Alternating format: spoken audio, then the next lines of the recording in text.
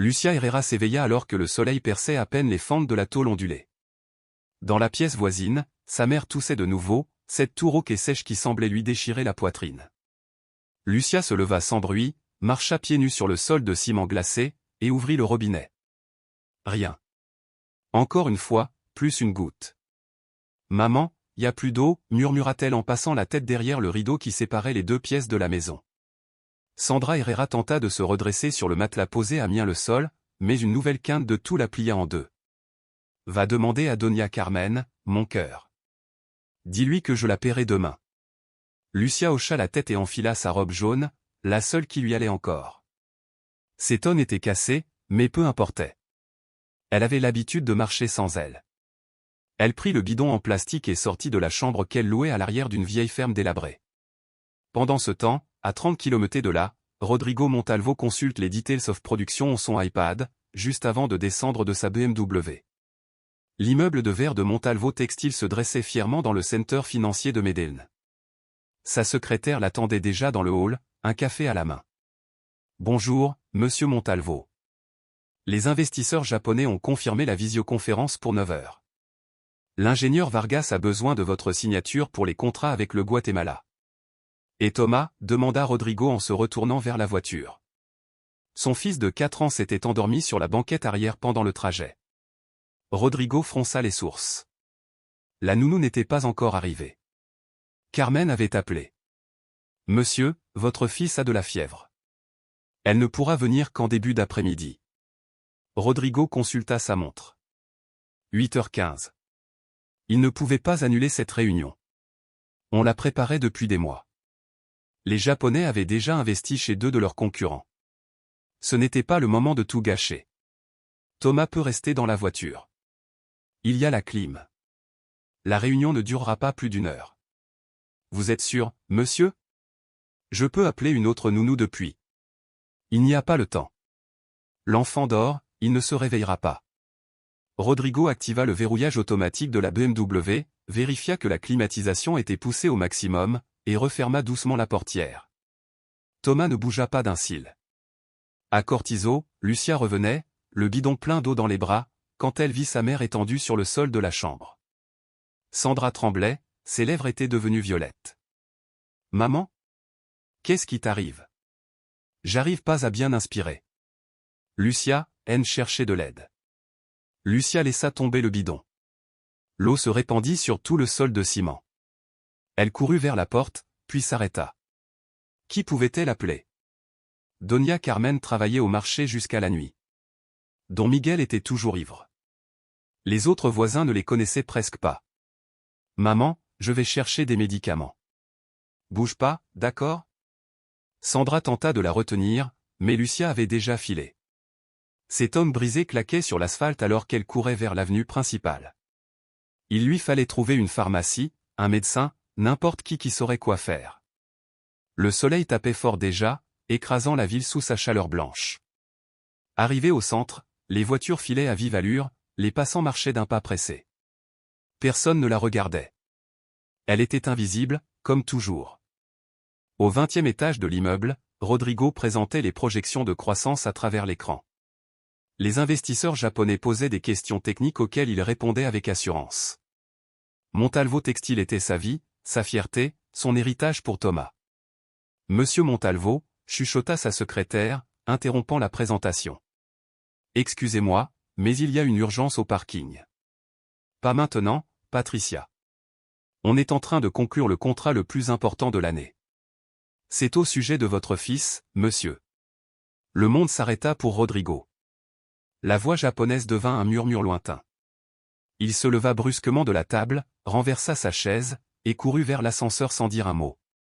Lucia, de son côté, avait trouvé une pharmacie, mais l'homme derrière le comptoir lui demanda une ordonnance et de l'argent. Des choses qu'elle n'avait pas. Elle sortit en pleurant, continuant à errer, suppliant les passants de l'aider. Tous l'ignoraient. Le destin, ce matin-là, les guidait tous deux vers le mien lieu, sous cette chaleur infernale de Medellín, sous la vie d'une petite fille pauvre allait croiser à jamais celle d'un millionnaire obsédé par le travail. L'ascenseur descendait trop lentement. Rodrigo appuya frénétiquement sur le bouton du parking comme si cela allait accélérer les choses. Son cœur battait si fort qu'il l'entendait par-dessus le bruit de la climatisation. Quand les portes s'ouvrirent enfin, il courut vers sa BMW bleu marine. De loin, il comprit que quelque chose n'allait pas. Une foule s'était formée autour de la voiture. Des gens murmuraient, pointaient du doigt. Une femme criait qu'il fallait appeler les pompiers. « Oh mon Dieu, non !» hurla Rodrigo en forçant le passage à travers la foule. Thomas était réveillé. Il pleurait, frappant les vitres de ses petits poings. Son visage était rouge comme une tomate, ses cheveux trempés de sueur. La climatisation s'était éteinte. La voiture était devenue un four. « It's you, Thomas !» Rodrigo fouilla désespérément ses poches. Rien. Il avait laissé les clés sur son bureau, pendant la présentation. Ses mains tremblaient lorsqu'il composa le numéro des pompiers. « Ils vont mettre au moins 20 minutes. » cria quelqu'un. « Avec le trafic, c'est impossible. » 20 minutes. Thomas ne tiendrait pas 20 minutes. Il était déjà étourdi, ses coups contre la vitre devenaient de plus en plus faibles. « Il faut casser la vitre !» cria une femme. « Cet enfant aime mourir. Pourquoi personne n'a un marteau? Une pierre? Quelque chose ?» Tous couraient dans tous les sens. Mais ici, au cœur du centre financier, il n'y avait ni cailloux, ni pavés. Tout n'était que béton, verre et acier. Chaque seconde comptait. Thomas bougeait de moins en moins. Lucia avait déjà parcouru plusieurs pâtés de maison lorsqu'elle entendit les cris. L'instinct la guida vers le bruit. Elle avait toujours été curieuse. Quand elle voyait des problèmes, elle ne pouvait pas s'empêcher d'aller voir. Peut-être que quelqu'un avait besoin d'aide, comme sa maman. Elle se faufila entre les jambes des adultes, jusqu'à atteindre le premier rang. Elle vit la voiture bleue, et à l'intérieur, le garçon. Il avait à peu près son âge, peut-être un peu plus jeune. Son visage était rouge, comme celui de sa mère quand elle n'arrivait plus à inspirer. « Il nous faut quelque chose pour casser la vitre !» cria un homme en costume élégant. Lucia regarda autour d'elle. Les adultes couraient et hurlaient, mais aucun ne faisait quelque chose d'utile. Au sol, près d'un pot de fleurs décoratifs, elle aperçut un morceau de brique, tombé d'un chantier voisin. Sans réfléchir, elle se pencha et le ramassa. C'était lourd pour ses bras maigres, mais elle le porta jusqu'à la voiture. « Èche, petite, écarte-toi de là. C'est dangereux !» lui cria une dame. Lucia n'écouta pas. Elle avait déjà vu sa mère briser des bouteilles contre des pierres pour en vendre les morceaux. Elle savait qu'il fallait frapper fort, et vite. Elle leva la brique au-dessus de sa tête et la battit contre la vitre arrière de la BMW. Le verre se fendilla sans éclater complètement. « Ça marche !» cria quelqu'un. « Continue, petite. » Rodrigo la regardait, abasourdi. Une gamine pieds nus, vêtue d'une robe jaune sale, les cheveux emmêlés, faisait ce qu'aucun adulte n'avait osé tenter. Lucia ramassa la brique une seconde fois. Cette fois, elle la lança de toutes ses forces. La vitre vola en éclats et retomba à l'intérieur de la voiture. Des éclats de verre entaillèrent ses bras. Mais elle ne s'arrêta pas. Elle glissa sa petite main à travers le trou, cherchant le loquet. Le verre brisé lui lacérait la peau, mais elle persistait. Elle sentit le sang chaud couler le long de son bras. « Presque !» cria-t-elle pour se donner du courage. Ses doigts trouvèrent enfin le bouton. Elle le tira vers le haut et entendit le déclic. Elle agrippa aussitôt la poignée de la porte. Une bouffée d'air brûlant s'échappa de la voiture, comme si l'on ouvrait la porte d'un four. Thomas tomba en avant, presque inconscient. Rodrigo l'attrapa juste à temps et le souleva dans ses bras. Il sentit le corps du petit garçon brûlant de fièvre. « Appelez une ambulance, vite !» criait-on autour d'eux. Les gens couraient dans tous les sens, hurlaient, agitaient, paniquaient, mais Lucia restait là, immobile, regardant l'homme en costume qui portait l'enfant ensanglanté. Du verre brisé était encore incrusté dans ses mains, mais il souriait. L'enfant était vivant. Il avait accompli quelque chose de bien. Rodrigo se tourna vers elle, une seconde à peine, les yeux pleins de larmes. « Merci », murmura-t-il. Lucia hocha doucement la tête, puis recula lentement, s'éloignant du tumulte. Personne d'autre ne se retourna vers elle. Pour tous les autres, elle demeurait invisible. Mais pour ce petit garçon dans la voiture bleue, elle avait été un ange. Elle devait maintenant retourner auprès de sa mère. Sandra avait besoin d'elle aussi. Le hurlement de la sirène d'ambulance déchira l'air brûlant de Médène. Rodrigo monta avec Thomas dans ses bras, refusant de le lâcher une seule seconde. Un ambulancier plaça un masque à oxygène sur le visage du petit garçon, puis commença à surveiller ses signes vitaux. Depuis combien de temps était-il enfermé, demanda-t-il en posant une perfusion. Je ne sais pas, 1 heure, peut-être plus, répondit Rodrigo d'une voix brisée. J'étais en réunion. Vous avez pensé à la climatisation, monsieur? Celle des voitures s'éteint automatiquement si le moteur ne tourne pas. Je ne savais pas. Rodrigo se tut. Non, il ne savait pas. En 35 années de vie, il n'avait jamais eu à le savoir. Il avait toujours eu des chauffeurs, des nourrices, des gens pour s'occuper de ces détails. À l'hôpital, les médecins emmenèrent Thomas d'urgence au service de soins intensifs. Rodrigo resta dans la salle d'attente, les mains tremblantes, la chemise arrachée, le corps trempé de sueur pour la première fois depuis des années. Il n'avait plus le moindre contrôle sur rien. Son téléphone ne cessait de sonner. Patricia, sa secrétaire, les investisseurs japonais, son associé Ignacio, tous voulaient savoir ce qu'il était advenu de la réunion la plus importante de l'année. Rodrigo éteignit le téléphone. Monsieur Montalvo, un appel pour vous, annonça une infirmière. 2 heures plus tard, elle revint, votre fils est stable. Il a eu une grave insolation, mais il est maintenant hors de danger. Vous pouvez venir le voir. Thomas dormait, relié à plusieurs câbles, une perfusion au bras.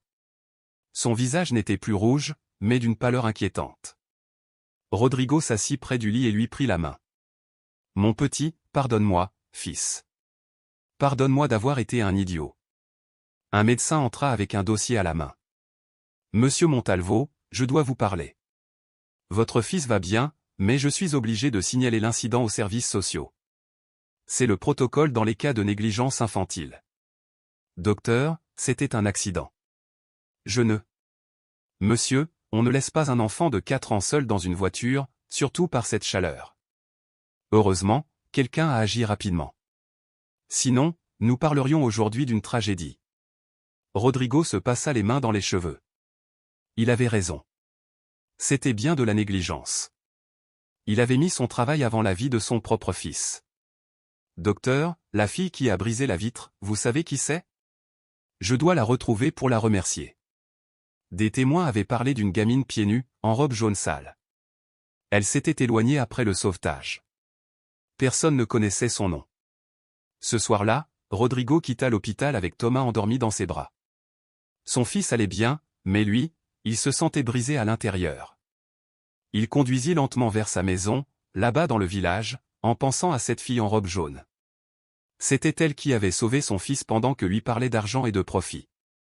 Une pauvre gamine, probablement sans parents, avait fait ce qu'il n'avait pas su faire, protéger Thomas. Le lendemain, Rodrigo annula tous ses rendez-vous et demanda à Patricia d'enquêter sur la jeune fille. Il devait absolument la retrouver. Monsieur, nous avons demandé autour de l'endroit où tout s'est passé. Des vendeurs de rue disent qu'elle habite une petite maison près du centre, avec sa mère malade. Elle s'appelle Lucia. Où exactement? Dans le quartier Boston, monsieur. Mais c'est un endroit dangereux. Vous ne devriez pas y aller seul. Rodrigo n'y prêta aucune attention. Cet après-midi-là, il se rendit dans le quartier de Boston avec un sac rempli de billets.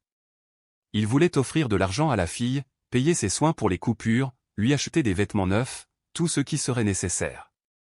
Il trouva la petite maison après avoir interrogé plusieurs voisins. Un vieil immeuble de 3 étages, aux murs écaillés, des vêtements suspendus à des balcons rouillés. Il monta au 3e étage, frappa à une porte en métal.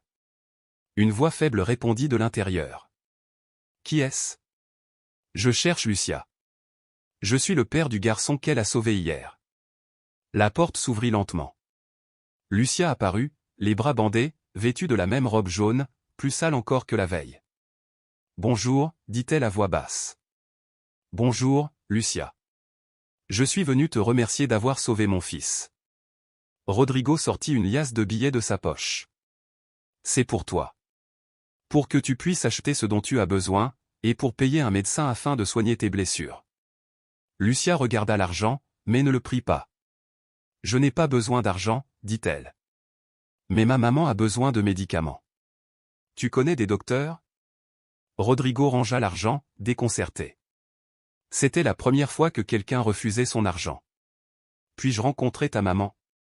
Lucia hocha la tête et s'écarta. Rodrigo entra dans la plus petite pièce qu'il ait jamais vue. Il n'y avait aucun meuble, seulement 2 matelas posés à même le sol et une petite table en plastique dans un coin. Allongée sur un matelas, une jeune femme très maigre toussait sans arrêt. Rodrigo comprit aussitôt. Cette fille n'avait pas sauvé son fils pour l'argent ou la reconnaissance. Elle l'avait fait parce qu'elle savait ce que cela signifiait de voir quelqu'un qu'on aime en danger. Sandra Herrera essaya de se redresser en voyant l'inconnu entrer, mais une autre quinte de tout la plia en deux. Lucia courut à son chevet, posa une main sur son dos. « Maman, c'est le père du garçon dans la voiture. Il est venu te rencontrer. » Rodrigo resta debout dans l'encadrement de la porte, ne sachant que faire. La pièce était si exiguë qu'il ne savait où poser les pieds sans empiéter sur l'espace intime. L'odeur d'humidité et de remède maison emplissait ses narines.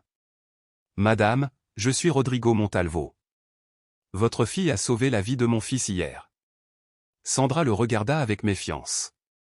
Elle avait appris à ne pas faire confiance aux hommes bien habillés. Ils arrivaient toujours avec des promesses qui finissaient en désillusion. « Lucia, qu'est-ce que tu as fait ?» demanda-t-elle d'une voix rauque. « Rien de mal, maman.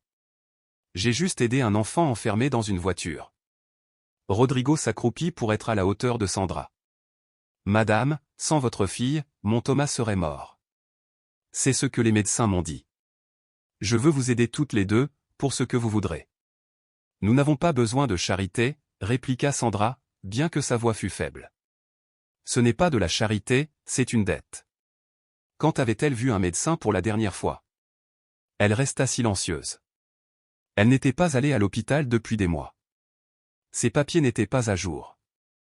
Elle n'avait pas les moyens de consultation privée. Elle avait peur qu'on lui retire Lucia si l'on découvrait à quel point elle était malade. « Je connais de bons médecins. Je peux en faire venir un ici, discrètement. Vous n'avez pas besoin d'aller à l'hôpital. » « Et ensuite, qu'est-ce que vous voulez en retour ?» demanda Sandra en le regardant droit dans les yeux. Rodrigo ne sut que répondre. Dans son monde, tout avait toujours un prix. Tout était un échange. Mais là, dans cette minuscule pièce, il comprit qu'il existait des choses qui ne pouvaient ni s'acheter ni se vendre. « Je ne veux rien en retour. Je veux juste qu'elle aille mieux, pour pouvoir s'occuper de Lucia. » Cet après-midi-là, Rodrigo revint avec le docteur Mendoza, son médecin de famille, et des sacs remplis de provisions. Sandra accepta enfin d'être examinée après que Lucia l'eut supplié pendant 1 heure. « Pneumonie avancée », chuchota le médecin à Rodrigo pendant que Sandra dormait. « Après la consultation, il lui faudra des antibiotiques puissants, et beaucoup de repos. Elle est malade depuis des mois, sans traitement. Elle guérira si elle prend des médicaments et se repose, certes, mais cela prendra du temps. Qui va s'occuper d'elle en attendant? » Rodrigo regarda Lucia, qui était assise par terre, jouant avec une poupée de chiffon entièrement décousue. « Je peux me débrouiller toute seule, » dit Lucia sans lever les yeux.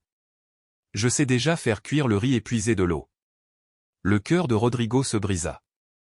Une fillette de 6 ans ne devrait pas savoir aller chercher de l'eau comme si c'était une corvée, une compétence de survie gravée dans ses petites mains. « Lucia, pendant que ta mère va mieux, tu peux venir chez moi. J'ai une grande chambre pour toi, et Thomas pourra être ton ami. » Sandra ouvrit immédiatement les yeux. « Non. Lucia ne va nulle part. Nous resterons ensemble. »« Alors je resterai ici, » dit Rodrigo sans réfléchir. Sandra et Lucia le regardèrent comme s'il venait d'annoncer qu'il pouvait voler. « Ici, à la ferme ?» demanda Sandra, stupéfaite. « Pourquoi pas? Tu as besoin d'aide, et je dois m'assurer que Lucia va bien. C'est le moins que je puisse faire. » Ce soir-là, Rodrigo a appelé Patricia pour annuler tout son planning de la semaine. Il a ensuite appelé la nounou de Thomas pour qu'elle reste avec lui à la maison. « Monsieur Montalvo, êtes-vous sûr de ce que vous faites ?» demanda Patricia au téléphone. « Votre associé Ignacio a appelé 5 fois. Les Japonais sont mécontents de l'annulation de la réunion. Patricia, dis-leur que j'ai une urgence familiale. Je serai joignable par téléphone, mais je ne serai pas au bureau cette semaine. » Rodrigo raccrocha et regarda autour de lui dans la pièce sombre. Sandra dormait sur un matelas fin. Lucia était allongée sur un autre matelas à côté d'elle. Il devrait dormir à même le sol en ciment, sa veste faisant office d'oreiller. Il s'allongea, les yeux rivés sur le toit en tôle usée, les oreilles imprégnées de la cacophonie de la ferme, télévision braillée, pleurs de bébé, cris provenant des autres pièces. C'était un monde totalement différent du silence élégant de son appartement-terrasse. C'était douloureux au village. C'était brutal, chaotique, brutal. Mais pour la première fois depuis des années, Rodrigo se sentait vraiment utile. Il ne gagnait pas d'argent, ne signait pas de contrat, il prenait soin de ceux qui avaient sauvé son fils. Lucia se déplaça sur son matelas et murmura dans son sommeil, « Merci d'être resté. » Rodrigo souriait dans l'obscurité. Peut-être, avait-il trouvé quelque chose de plus important que les affaires. Il s'est réveillé avec une douleur au cou et un engourdissement au dos. Le sol en ciment était bien loin de son matelas à mémoire de forme à $1000. Lucia était déjà réveillée, assise à côté de sa mère, en train de mettre soigneusement de l'eau sucrée dans sa bouche. « Bonjour », murmura-t-elle en voyant Rodrigo s'agiter. « Bonjour, Lucia. Comment va ta mère ?» Sandra toussait moins que la veille, mais ses forces continuaient de faiblir. Les médicaments du docteur Mendoza commençaient à faire effet, mais la guérison allait être lente. Le téléphone de Rodrigo se mit à sonner avec insistance. C'était Ignacio, son compagnon depuis 10 ans. « Où es-tu, Rodrigo ? Les Japonais sont rentrés à Tokyo. On a perdu le plus gros contrat de l'année hier à cause de ton comportement de père responsable. Ignacio, je te l'ai déjà dit, j'ai une urgence familiale. » Urgence familiale ? Ta seule famille, c'est Thomas, et il va parfaitement bien à la maison. Où es-tu vraiment ? Rodrigo quitta la pièce en silence, ne voulant pas réveiller Sandra. J'aide la famille de la fille qui a sauvé mon fils. La fille de la rue ? Tu as perdu la boule ? Paye-les ce qu'elles veulent et passons à autre chose. Il faut sauver le contrat japonais avant qu'il ne signe avec Textile Medina. Ce n'est pas une question d'argent, Ignacio. C'est toujours une question d'argent, Rodrigo. As-tu oublié que tu as des employés ? Des obligations ? Un empire à entretenir ? Vas-tu sérieusement tout gâcher pour une fille que tu connais à peine ? Rodrigo raccrocha sans un mot de plus. Il savait qu'Ignacio avait en partie raison. Montalvo Textile était sa responsabilité, non seulement envers lui-même, mais aussi envers les 300 familles qui dépendaient de l'entreprise. Mais il savait aussi, au fond de lui, qu'il y avait des choses plus importantes que l'argent. De retour dans la chambre, il trouva Lucia aidant doucement sa mère à prendre ses médicaments. Dans ses yeux brillait un sens des responsabilités bien trop fort pour une enfant de 6 ans. « Lucia, aimerais-tu rencontrer mon fils Thomas ? On pourrait l'amener ici pour que vous puissiez jouer tous les deux. » Les yeux de Lucia s'illuminèrent d'une lueur rarement vue chez quelqu'un d'aussi jeune. N'aura-t-il pas peur de venir à Cortizo ? Pourquoi aurait-il peur ? Lucia haussa les épaules. Les enfants riches ne viennent pas ici. Ils disent que nous sommes dangereux. Rodrigo sentit une tension dans sa poitrine. Son propre fils pensait probablement la même chose, car c'est ce qu'il avait appris du monde dans lequel il vivait. Cet après-midi-là, Rodrigo emmena Thomas à la ferme. Le petit garçon de 4 ans serrait fort la main de son père. Tandis qu'il montait l'escalier branlant, tout lui semblait étranger, les odeurs, les bruits, les gens. « Papa, est-ce que la fille qui m'a sauvé vit ici ? » « Oui, mon fils. Elle s'appelle Lucia. » Quand Lucia ouvrit la porte, Thomas se cacha derrière les jambes de Rodrigo. Elle se pencha en souriant pour se mettre à sa hauteur. « Bonjour Thomas, tu te souviens de moi ? » Thomas hocha timidement la tête. « Merci de m'avoir aidé quand j'étais dans la voiture. »« De rien. Voulez-vous voir mes jouets ?» Lucia le conduisit dans un coin où elle gardait une boîte en carton remplie de ses trésors, 3 voitures en plastique sans pneus, un ballon dégonflé et la poupée de chiffon. Thomas a sorti une tablette et plusieurs jouets électroniques de son sac à dos. « Ce sont tes jouets ? » demanda Lucia, les yeux écarquillés, émerveillée par la tablette. « Oui, mais je ne sais pas jouer sans Wi-Fi, » a déclaré Thomas en désignant l'écran sur lequel était écrit « Pas de connexion ». Lucia a ri. « Je vais te montrer des jeux qui ne nécessitent pas de Wi-Fi. Sais-tu jouer à cache-cache » Pendant les 2 heures qui suivirent, Rodrigo vit quelque chose qu'il n'avait jamais vu auparavant chez son fils, un enfant qui jouait vraiment un pas d'écran, pas de jouets coûteux, juste des rires, courant dans les couloirs, se cachant derrière des portes, poursuivant Lucia dans les couloirs de la ferme. Au moment de partir, Thomas s'accrocha à son père. Papa, on peut venir demain? Lucia va m'apprendre à faire des bateaux en papier. Mais le lendemain, tout a changé. Rodrigo a reçu un appel matinal du docteur Mendoza. Monsieur Montalvo, je vous demande de venir immédiatement. Madame Sandra est très malade. Elle a eu une crise cette nuit. Lorsqu'il arriva à la ferme, il trouva Lucia assise par terre, à côté du matelas de sa mère, en train de pleurer en silence. Sandra respirait difficilement. Ses lèvres étaient redevenues violettes. Que s'est-il passé? Demanda Rodrigo en s'agenouillant à côté d'eux. Elle s'est réveillée en toussant du sang, murmura Lucia. Beaucoup de sang. Je ne savais pas quoi faire. Le docteur Mendoza est arrivé à ce moment-là, se précipitant avec sa trousse médicale. Nous devons l'emmener à l'hôpital immédiatement. On ne peut plus la soigner ici. Sandra tendit la main vers Lucia avec le peu de force qu'elle avait. Non. Ne m'emmène pas à l'hôpital. Si je meurs, qui prendra soin de Lucia? Rodrigo regarda la jeune fille, le visage baigné de larmes et de terreur. À cet instant, il comprit. Il n'y avait pas de retour en arrière. Sa vie avait changé à jamais le jour où Lucia avait brisé la vitre de sa voiture. Maman, ne meurs pas, s'il te plaît, supplia Lucia en serrant la main froide de sa mère. Rodrigo n'avait jamais vu une peur aussi crue dans les yeux d'un enfant, la même peur qu'il avait ressentie lorsqu'il avait vu Thomas coincé dans la voiture, mais multipliée par 1000. Elle doit aller à l'hôpital immédiatement, a insisté le docteur Mendoza. C'est une question de vie ou de mort. Je ne peux pas y aller. Je n'ai pas de papier, murmura Sandra entre deux hoquets. S'ils la prennent, ils m'enlèveront Lucia. Madame, à quoi servent les papiers si vous êtes morte? Demanda Rodrigo en la prenant dans ses bras. Lucia me l'a dit. Tu m'as. J'assume tout. Sandra était si légère qu'on avait l'impression qu'elle ne pesait rien du tout. Rodrigo la porta dans les escaliers avec Lucia à ses côtés et le docteur Mendoza qui le suivait de près dans sa voiture. Sandra a perdu connaissance à 2 reprises. Lucia lui a crié de se réveiller, de rester, de ne pas la laisser seule. Rodrigo conduisait comme jamais auparavant, grillant tous les feux rouges. Urgence! Urgence! Cria-t-il à leur arrivée à l'hôpital San Vicente. Les ambulanciers se sont précipités et ont placé Sandra sur une civière. Lucia a essayé de la suivre, mais une infirmière l'a arrêtée. Seuls les proches peuvent entrer, ma fille. C'est ma mère, s'écria Lucia. Nous avons besoin de documents qui prouvent la relation. Rodrigo est intervenu. Je suis le tuteur légal de cette fille. Voici mes documents. L'infirmière a regardé la carte d'identité de Rodrigo et l'a immédiatement reconnu. Tout le monde à Medellín connaissait les Montalvo. Monsieur Montalvo, je suis vraiment désolé. Entrez, s'il vous plaît. Les médecins couraient déjà dans tous les sens. Sandra était reliée à des machines qui émettaient un bip incessant, un son régulier, presque oppressant, qui semblait rythmer les battements affaiblis de la vie. Un jeune médecin s'approcha de Rodrigo. Vous êtes un proche de la patiente?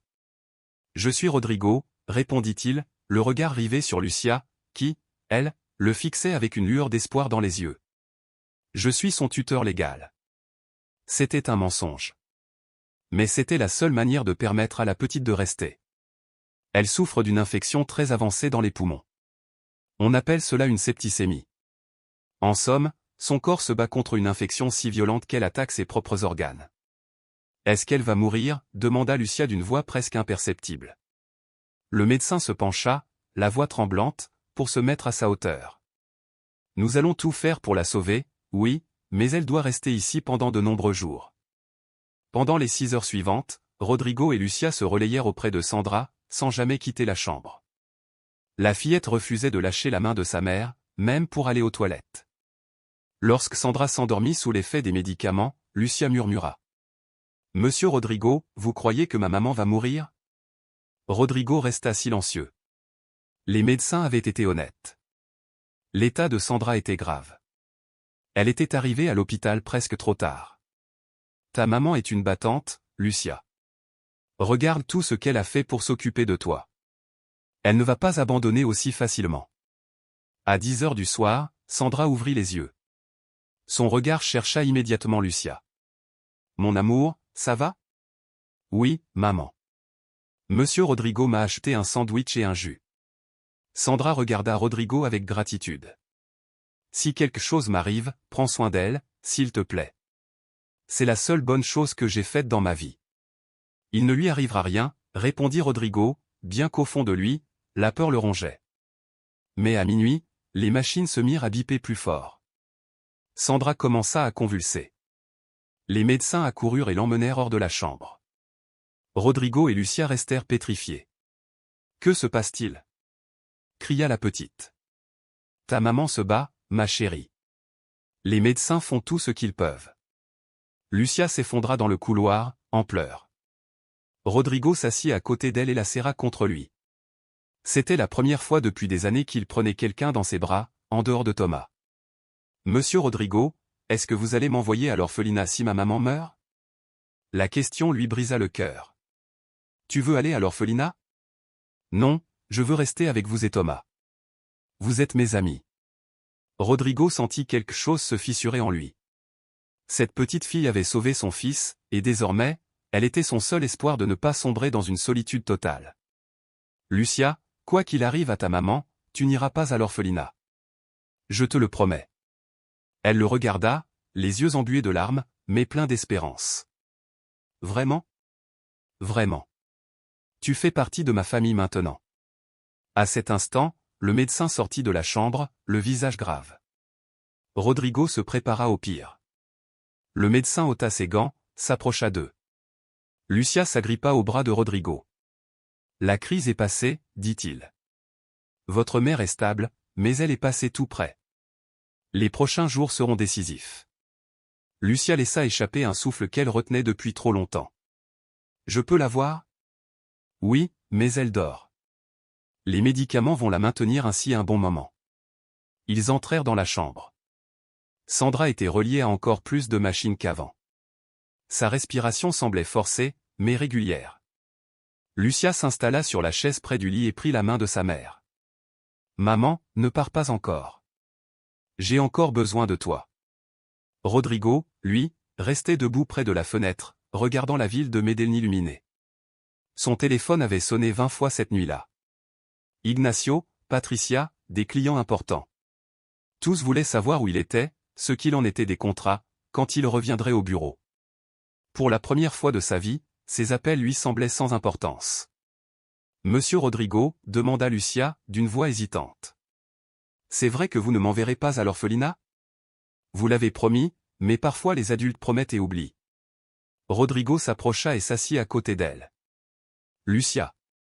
Tu sais ce qui a été le plus important pour moi dans toute ma vie ? » Elle secoua la tête. « C'est le jour où tu as sauvé Thomas. Ce jour-là, j'ai compris que je vivais mal.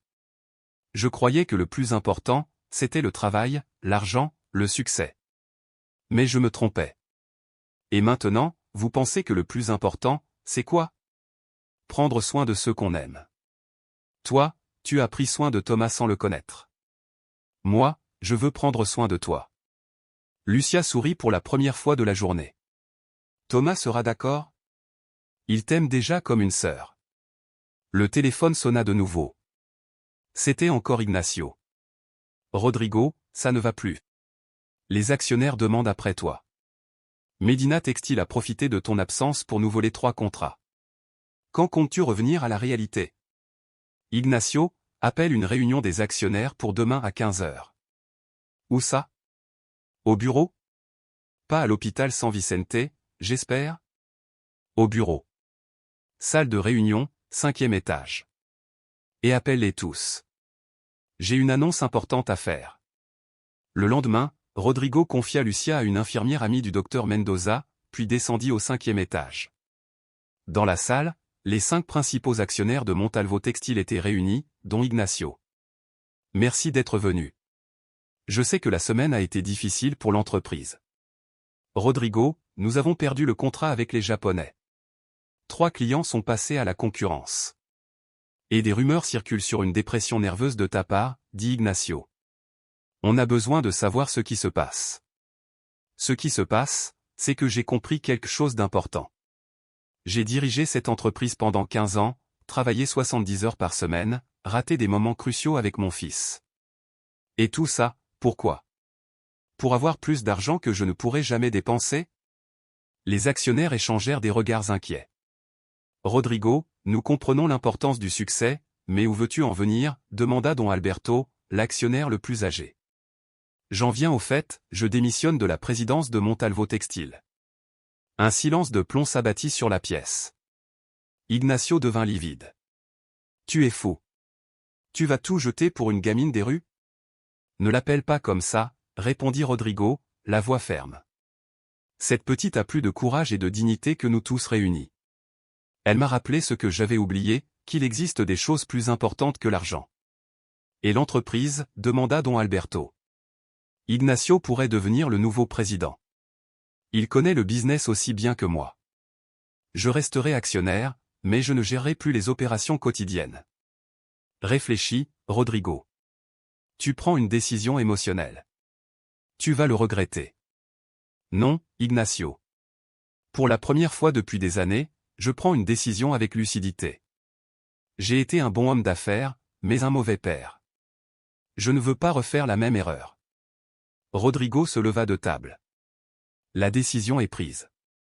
Patricia a déjà préparé les papiers de démission. Vous pouvez continuer sans moi. Il quitta la salle de réunion, le cœur plus léger qu'il ne l'avait été depuis des années. Il courut jusqu'à la chambre de Sandra. Lucia était toujours là, veillant. Comment va ta maman? Pareil, mais le docteur dit qu'elle n'est plus en danger. Rodrigo s'assit à ses côtés. Tu sais, Lucia, je viens de prendre la décision la plus importante de ma vie. J'ai décidé que devenir ton père était plus important que n'importe quel travail. Lucia le regarda avec des yeux brillants. Je vais vraiment être ta fille? Si tu veux, oui. La fillette se jeta dans ses bras. Oui, je veux de tout mon cœur. 3 jours plus tard, Sandra se réveilla. La première chose qu'elle vit fut Lucia, endormie sur la chaise, la tête posée contre le matelas. Rodrigo dormait aussi, un sac de couchage posé sur les épaules de la petite, comme une couverture. Lucia, murmura Sandra, la voix rauque. La fillette ouvrit immédiatement les yeux. Tu m'as réveillé. Le bruit alerta Rodrigo, qui se redressa vivement. Sandra. Comment tu te sens? Fatiguée, mais vivante, répondit-elle en regardant sa fille. Combien de temps j'ai dormi? 3 jours, maman. Mais monsieur Rodrigo est resté tout le temps avec moi. Et Thomas est venu te voir aussi. Sandra regarda Rodrigo avec reconnaissance et une certaine confusion. Pourquoi fait-il tout ça pour nous? Il ne nous connaît même pas. Parce que Lucia a sauvé ce que j'ai de plus précieux dans la vie. Et, parce que vous êtes devenue importante pour moi. Le docteur Mendoza entra dans la chambre, tout sourire. Voilà que notre patiente préférée est réveillée. L'infection est sous contrôle, mais il faudra encore plusieurs semaines de repos. Plus de travail, plus d'efforts. Mais, docteur, je dois travailler. Je n'ai pas d'argent pour l'hôpital, ni pour rien. Tout est déjà payé, intervint Rodrigo. Ne t'en fais pas pour ça. Je ne peux pas accepter autant de votre part, Rodrigo. Je peux vous parler en privé? Lucia sortit, partit chercher quelque chose à manger à la cafétéria. Lorsqu'ils furent seuls, Rodrigo s'approcha du lit. Je veux être honnête avec toi. Ces derniers jours, m'occuper de Lucia m'a transformé. J'ai quitté mon travail pour devenir un meilleur père. Tu as quitté ton entreprise. Oui. J'ai compris que je vivais à l'envers. Lucia m'a appris ce que cela signifie vraiment, prendre soin de quelqu'un. Sandra avait les yeux remplis de larmes. Monsieur Rodrigo, vous avez fait beaucoup pour nous, mais Lucia est ma fille. Je ne peux pas vous la laisser. Je ne veux pas te la prendre. Je veux qu'on soit une famille. Tous les 4. Toi, Lucia, Thomas et moi. Et si tu te lasses de jouer à la famille heureuse? Et si tu retournes à ton monde de millionnaire, et qu'on ne t'intéresse plus? Ça n'arrivera pas. Comment peux-tu en être aussi sûr? Rodrigo s'assit au bord du lit. Parce que, pour la première fois de ma vie, je me sens complet. Avant, je ne faisais que combler un vide. Avec vous, ce vide n'existe plus. À cet instant, Lucia revint, tenant Thomas par la main. Le petit avait un dessin sur une feuille. Madame Sandra. Tu es réveillée. J'ai fait un dessin pour que tu te sentes mieux. Sandra prit la feuille. On y voyait 4 personnes se tenant la main, un homme grand, une femme, une fille, un garçon. En haut, il y avait écrit en lettres maladroites « Ma famille ». Qui sont-ils demanda Sandra, même si elle le savait déjà. Nous, répondit Thomas. Papa, toi, Lucia et moi. Lucia m'a appris à faire des bateaux en papier. Moi, je lui ai montré comment utiliser ma tablette. On est frères et sœurs maintenant. Les frères se protègent, comme elle m'a protégé dans la voiture, et comme je l'ai protégé quand tu étais malade. Sandra regarda le dessin, puis Rodrigo. Dans ses yeux, il n'y avait plus de méfiance, mais de l'espoir. Il voulait vraiment qu'ils deviennent une famille. Ces jours ont été les plus importants de ma vie, dit-il. Je n'ai jamais vu Thomas aussi heureux. Je ne me suis jamais senti aussi utile. S'il te plaît, laisse-nous prendre soin de vous. Sandra tendit la main. Rodrigo la saisit. D'accord. Mais à une condition. Laquelle? Pas de papier. Pas d'adoption. Pas de procédure. On sera une famille parce qu'on le veut, pas parce qu'un juge l'a dit. Rodrigo sourit. Ça me va parfaitement. Lucia et Thomas grimpèrent sur le lit, faisant attention à ne pas blesser Sandra. Tous les 4 s'enlacèrent pour la première fois. Tu sais, dit Sandra dans un souffle, je crois que je suis enfin chez moi. Qu'a dit Lucia? Je crois que c'est ainsi que naissent les meilleures familles, non pas avec des papiers, mais avec le cœur. Rodrigo l'embrassa doucement sur le front. Il avait raison. C'était sa vraie famille. 6 mois plus tard, dans un petit parc niché dans un quartier calme de Boston, Sandra était assise paisiblement sur un banc en bois peint en vert. Elle ne toussait plus comme avant, même si la fatigue s'installait encore facilement. Le docteur Mendoza avait dit que ses poumons auraient besoin d'une année entière pour se rétablir, mais il lui avait assuré qu'elle guérissait bien. Non loin de là, Lucia traversait l'herbe en courant, poursuivant Thomas. Tous deux criaient et riaient, plongés dans un monde imaginaire de policiers et de voleurs. La petite fille ne portait plus sa robe jaune sale. Elle avait maintenant des vêtements propres et colorés, et pourtant elle avait insisté pour rester à la ferme. C'est ma maison, dit-elle à Rodrigo. Ici sont mes amis. Ici, je connais tout le monde. Rodrigo avait compris. Au lieu de les installer dans son appartement terrasse en centre-ville, il avait acheté l'immeuble du Cortizo et l'avait rénové. Désormais, les murs étaient secs, l'eau chaude coulait et l'électricité était stable. Les autres familles y vivaient toujours, mais dans de meilleures conditions. Papa, Rodrigo, viens jouer, cria Thomas de l'autre côté du parc. Rodrigo leva les yeux de son téléphone. Il avait consulté des documents de l'entreprise, mais avec moins d'empressement. Ignacio gérait bien la présidence, et Rodrigo ne s'impliquait plus que dans les décisions importantes. J'arrive, répondit-il en glissant son téléphone dans sa poche. Il se leva de l'herbe et courut vers les enfants. Sandra le regarda traverser le parc à toute vitesse, ses pas légers comme ceux d'un garçon, et sourit. Difficile de croire que cet homme pieds nus en jean et t-shirt était le même millionnaire obsessionnel qu'elle avait rencontré 6 mois plus tôt. Je t'ai eu, cria Rodrigo en prenant Lucia dans ses bras et en la faisant tourner. Ce n'est pas juste, tu es trop grande, ricana-t-elle, protestant d'un ton enjoué. Eh bien, Thomas et moi faisons équipe contre toi, sourit Rodrigo en la posant doucement. Tous 3 continuèrent de courir, leur rire résonnant dans le parc. D'autres familles du quartier les observaient avec curiosité. Au début, voir Rodrigo Montalvo entre tous jouer dans un parc public de Boston avait été étrange, mais après quelques mois, il était devenu un élément du décor. Madame Carmen, la vieille vendeuse du marché et voisine, s'approcha de Sandra sur le banc. « Comment te sens-tu aujourd'hui, ma fille ?»« Un peu mieux chaque jour, » répondit Sandra avec un doux sourire. « Et comment ça se passe avec Monsieur Rodrigo? Va-t-il vraiment rester pour toujours ?» C'était la question que tout le monde se posait, la question que Sandra se posait depuis des mois. Quand Rodrigo se lasserait-il de vivre comme un homme ordinaire? Quand regretterait-il sa vie luxueuse et disparaîtrait-il? Je pense qu'il va rester, dit Sandra en le suivant des yeux tandis qu'il aidait Thomas à monter sur la balançoire. Au début, je pensais que c'était juste une aventure pour lui, mais regardez-le, il est vraiment heureux. Et vous, demanda Madame Carmen. Vous êtes heureux aussi? Sandra ne répondit pas tout de suite. Elle marqua une pause, réfléchissant. Les 6 derniers mois avaient été les plus étranges, et pourtant les plus beaux, de sa vie. Elle n'avait plus à se soucier de l'argent pour la nourriture ou les médicaments. Lucia fréquentait désormais une bonne école, où elle était traitée avec gentillesse. Ils vivaient dans un foyer décent. Mais par-dessus tout, ils étaient devenus une famille. Oui, je suis heureuse, dit-elle enfin. C'est étrange, mais oui. Le soleil commençait à se coucher tandis qu'il rentrait. Thomas s'était endormi dans les bras de Rodrigo pendant la promenade, sa petite tête blottie contre son épaule. Lucia tenait la main de Sandra et discutait avec animation de tout ce qu'elle avait appris à l'école cette semaine-là. « Maman, savais-tu que les dauphins respirent l'air comme nous ? Je croyais qu'ils respiraient l'eau comme les poissons. Je ne savais pas ça, mon amour.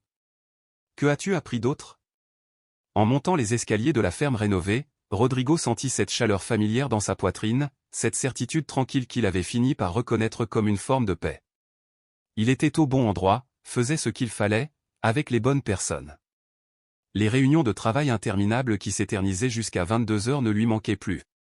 Il n'avait plus envie de voyages d'affaires ni de dîners fastueux. Tout cela lui semblait appartenir à quelqu'un d'autre, comme s'il se remémorait une histoire d'un passé lointain.